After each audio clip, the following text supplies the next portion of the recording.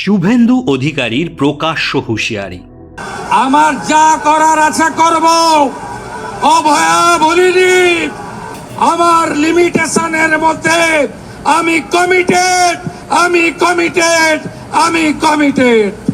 আর ঠিক তারপরেই ওড়িশা থেকে রাজ্য পুলিশের নজিরবিহীন অ্যাকশনে খাঁচাবন্দি হলেন পানিহাটির প্রাক্তন তৃণমূল বিধায়ক নির্মল ঘোষ ওরফে নান্টু ঘোষ। কিন্তু এখানেই কি গল্পের শেষ? একদমই না। একদিকে যখন রাজ্য পুলিশ নান্টু ঘোষকে নিয়ে তৎপর, ঠিক তখনই অন্যদিকে আসল খুনের মামলার চেইন মেলাতে মাস্টার স্ট্রোক দিল সিবিআই। 2 বছরের মাথায় এসে আরজিকর তদন্তে যে নজিরবিহীন মোড় এলো, তার পেছনে রয়েছে সিবিআই এর স্পেশাল ইনভেস্টিগেশন টিম বা এসআইটির একটি অত্যন্ত বড় ডেটা ব্যাকড চাল। অবশেষে সিবিআই বাজেয়াপ্ত করল সেই অভিশপ্ত রাতে ডিউটিতে থাকা নার্সের বিতর্কিত মোবাইল ফোন এবং তা সরাসরি পাঠিয়ে দেওয়া হলো সেন্ট্রাল ফরেন্সিক ল্যাবে। কিন্তু কেন এই ফোন উদ্ধারকে সিবিআই এর সব থেকে বড় টেকনিক্যাল উইন বলা হচ্ছে? কেনই বা সিবিআই এতদিন পরে সেটা করছে? কেনই বা রাজ্য পুলিশের নান্টু ঘোষকে গ্রেপ্তার এবং সিবিআই এর নার্সের ফোন বাজেয়াপ্ত করা একই সুতোয় বাঁধা?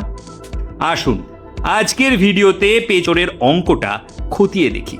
নমস্কার, আপনাদের স্বাগত জানাই ইন্ডিয়া আনকাট চ্যানেলের নতুন ভিডিওতে। জনতার তীব্র ক্ষোভ, ডিম ছোড়া থেকে শুরু করে চোর চোর স্লোগান, ধাক্কাধাক্কি, পুলিশের প্রহার আর জনরোষের মুখে অবশেষে খাঁচায় বন্দি আরজিকর কাণ্ডের অন্যতম বিতর্কিত চরিত্র নির্মল ঘোষ ওরফে নান্টু ঘোষ। সাথে ধরা পড়েছে তার সাগরেদও শুভেন্দু অধিকারীর হুঁশিয়ারি, আর তারপরেই রাজ্য পুলিশের এই নজিরবিহীন অ্যাকশন।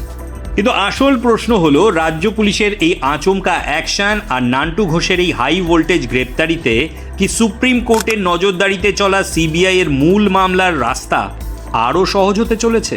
জানতে হলে আজকের ভিডিওটি একদম শেষ পর্যন্ত দেখুন। আরজিকর কাণ্ডের পর থেকেই যে নামগুলো নিয়ে বারবার জল ঘোলা হচ্ছিল, তার মধ্যে অন্যতম এই নির্মল ঘোষ ওরফে নান্টু ঘোষ। অভিযোগের আঙুল উঠছিল বারবার।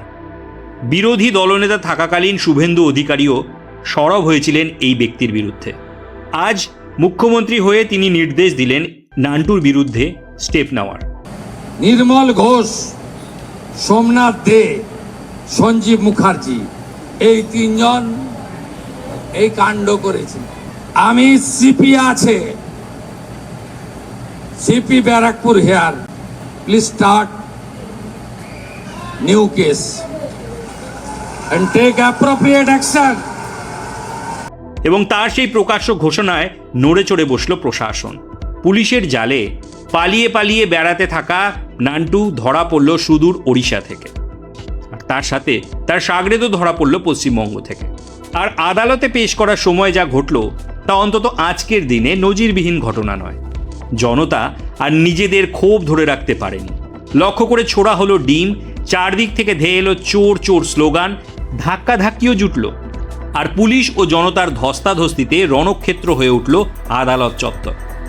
এই দৃশ্য প্রমাণ করে দেয় যে সাধারণ মানুষের মনে আরজিকরের ঘটনা কতটা গভীর ক্ষোভ তৈরি করেছে আর কতটা বিদ্বেষ তৈরি করেছে এই নান্টু ঘোষের বিরুদ্ধে। তবে গল্পের টুইস্ট এখানেই শেষ নয়। রাজ্য পুলিশ যখন নান্টু ঘোষকে নিয়ে ব্যস্ত, সিবিআই তখন হাত বাড়িয়েছে সরাসরি আরজিকরের সেই অভিশপ্ত রাতের মূল সত্যের দিকে। অনেক দিন পর, অনেক বিতর্কের পর, অনেক শুনানির পর এবং আদালতের অনেক ধমকানির পর এই ঘটনাটা ঘটল। তবুও ঘটল যে এটাই অনেক শান্তির। ঘটনার এতদিন পর যে দাবি সাধারণ মানুষ থেকে শুরু করে জুনিয়র ডাক্তাররা বারবার জানাচ্ছিলেন, অবশেষে সেই দাবি মানল সিবিআই। ঘটনার রাতে ডিউটিতে থাকা নার্সের বয়ান রেকর্ড করা হলো। শুধু বয়ানই নয়, তার সেই অত্যন্ত বিতর্কিত মোবাইল ফোনটিও বাজেয়াপ্ত করেছে সিবিআই। এবার আসা যাক সবথেকে বড় প্রশ্নে। রাজ্য পুলিশের এই তৎপরতা এবং নান্টু ঘোষের গ্রেপ্তারে কোর্ট মনিটরিংয়ে চলা সিবিআই এর মূল খুনের মামলার তদন্তে ঠিক কী কী সুবিধা হতে পারে? এখানে 3টি বড় দিক উঠে আসছে। প্রথমত, তথ্য প্রমাণ ও যোগসূত্র, অর্থাৎ দ্য মিসিং লিঙ্ক। নান্টু ঘোষের বিরুদ্ধে আরজি করে দুর্নীতি এবং প্রভাবশালী যোগের মারাত্মক অভিযোগ রয়েছে।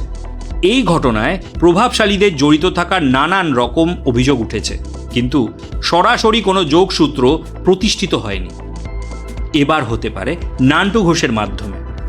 রাজ্য পুলিশ তাকে জেরা করে যে সমস্ত তথ্য বা নথি উদ্ধার করবে, আইন অনুযায়ী সিবিআই সেই কেস ডায়েরি এবং ইন্টারোগেশন রিপোর্ট খতিয়ে দেখতে পারবে।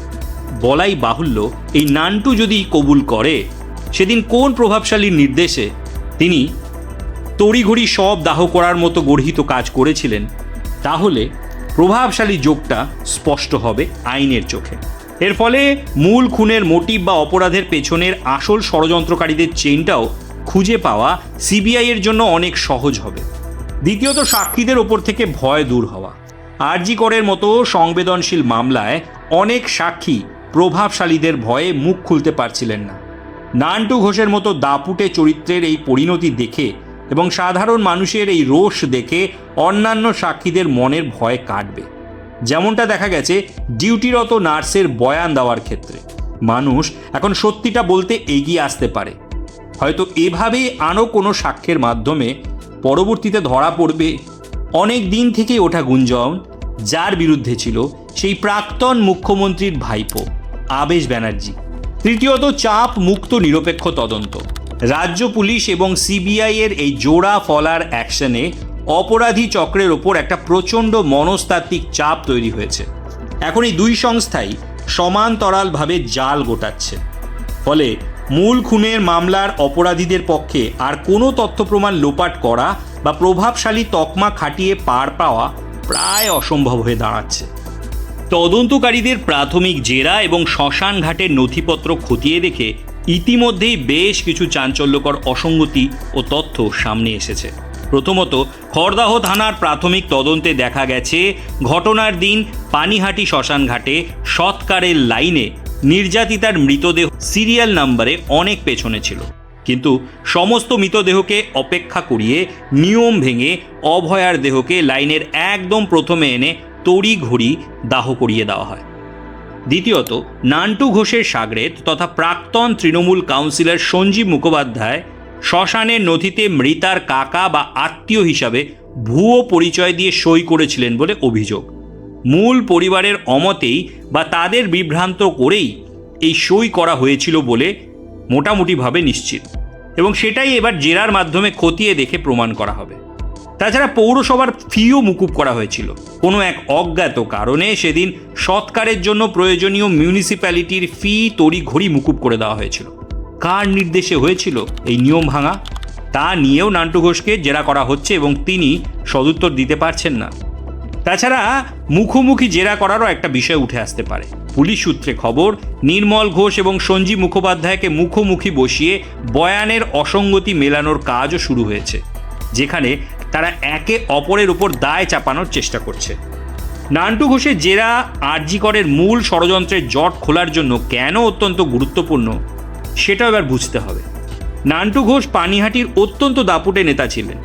জেরা থেকে উঠে আসবে যে আরজি করের তৎকালীন কোন প্রভাবশালী মাথা বা রাজ্যের কোন তৎকালীন প্রভাবশালী মাথা ঘটনার ঠিক পরপরই নান্টু ঘোষকে ফোন করে বডি ড্যামেজ কন্ট্রোল করার বা প্রমাণ লোপাটের এই অ্যাসাইনমেন্ট দিয়েছিল।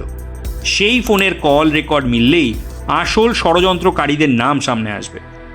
এছাড়া নির্যাতিতার পরিবারের অভিযোগ ছিল তারা যাতে কোনোভাবেই দ্বিতীয়বার পোস্টমর্টেম করানোর দাবি তুলতে না পারেন, তার জন্যই নান্টু ঘোষ ও তার দলবল চাপ তৈরি করেছিল।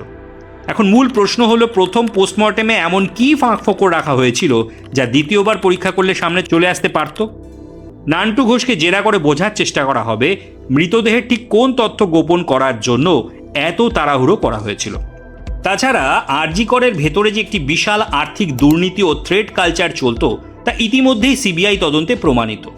নান্টু ঘোষ বা তার সাগরেদদের সাথে আরজি করের এই মেডিকেল মাফিয়া বা সিন্ডিকেটের কোনো আর্থিক লেনদেন ছিল কিনা তাও জানা যাবে। হাসপাতাল থেকে শ্মশানঘাট পর্যন্ত যে অপরাধের জাল বিস্তৃত ছিল, নান্টুর জেরা থেকে সেই প্রাতিষ্ঠানিক দুর্নীতির চেইনটাও খুঁজে বার করার চেষ্টা করা হবে। নান্টু ঘোষের খাঁচাবন্দি হওয়া আর নার্সের বিতর্কিত ফোন সিবিআইয়ের হাতে যাওয়া, এই দুই ঘটনা কি অভয়ার প্রকৃত বিচার পাওয়ার রাস্তাকে আরও ত্বরান্বিত করবে? কোর্টের নজরদারিতে চলা এই তদন্তে আর কি কি কঙ্কালী রূপ বেরিয়ে আসতে পারে এখন সেটাই দেখা। আপনাদের কি মনে হয় রাজ্য পুলিশের এই হঠাৎ অ্যাকশন কি সত্যি সত্যিই তদন্তে সাহায্য করবে? সিবিআই বা কেন হঠাৎ এত তৎপর হয়ে উঠল? কমেন্ট সেকশনে আপনাদের মূল্যবান মতামত অবশ্যই জানান। আর ভিডিওটি যদি ভালো লেগে থাকে তবে তার লাইক ও শেয়ার অবশ্যই করুন। চ্যানেলটি এখনও সাবস্ক্রাইব না করে রাখলে ঝটপট তা সাবস্ক্রাইব করে বেল আইকনটি টিপে দিন। দেখা হচ্ছে পরের ভিডিওতে। সুস্থ থাকুন, ভালো থাকুন।